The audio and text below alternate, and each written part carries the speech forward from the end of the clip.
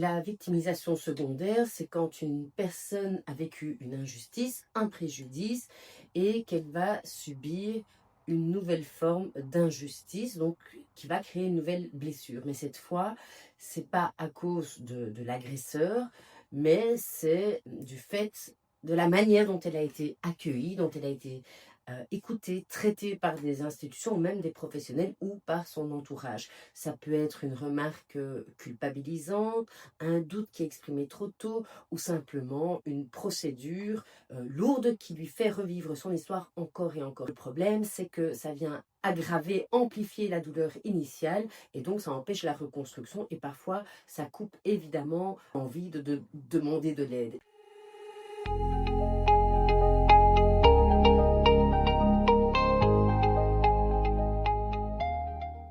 Certains signes sont assez révélateurs. Par exemple, la personne devient méfiante ou elle ne s'exprime plus et elle se ferme alors qu'elle parlait. Elle peut dire des phrases comme «jamais j'aurais dû dire ça», «ça ne sert à rien».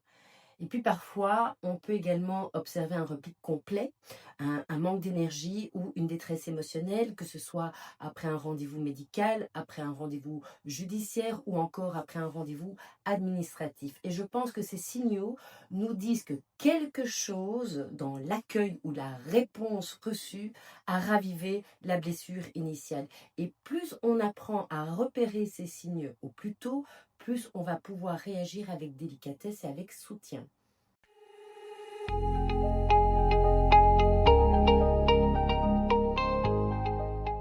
Non, et c'est important de le dire parce que dans la plupart des cas, elle est involontaire. C'est de la maladresse, c'est des réflexes humains ou un manque de formation. Par exemple, on peut avoir tendance à poser trop vite des questions pour comprendre ce qui s'est passé. En tant que professionnel, suivre une procédure de manière très stricte, trop stricte, sans tenir compte de l'état émotionnel de la personne.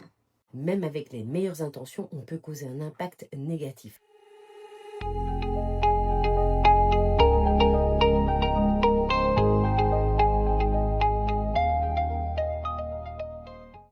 Oui, et souvent sans en avoir conscience, parce que les proches, ils veulent aider, et donc ils peuvent dire des phrases comme «il faut que tu tournes la page, il faut que tu passes à autre chose, est-ce que tu ne dramatises pas un petit peu?» Toutes ces phrases peuvent être vécues comme une minimisation, voire un rejet. Même un conseil donné trop tôt, sans écouter pleinement, peut faire plus de mal que de bien. Ce dont la victime a besoin, c'est d'être reconnue, d'être entendue dans sa douleur. Des simples phrases comme «je suis là, je te crois», eh bien ça peut être beaucoup plus réparateur plutôt que de vouloir aider tout de suite dans l'immédiat.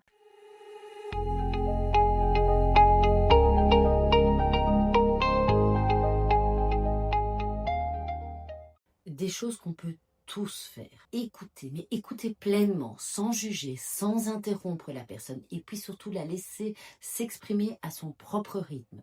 Valider son ressenti, reconnaître la gravité de ce qu'elle vit. Même si ça nous met mal à l'aise. Et puis enfin, et on l'oublie souvent, c'est respecter l'autonomie de la personne. Respecter l'autonomie de la personne, c'est lui redonner du pouvoir. Ce sont des gestes simples, mais qui peuvent complètement changer la manière dont la personne va vivre la suite.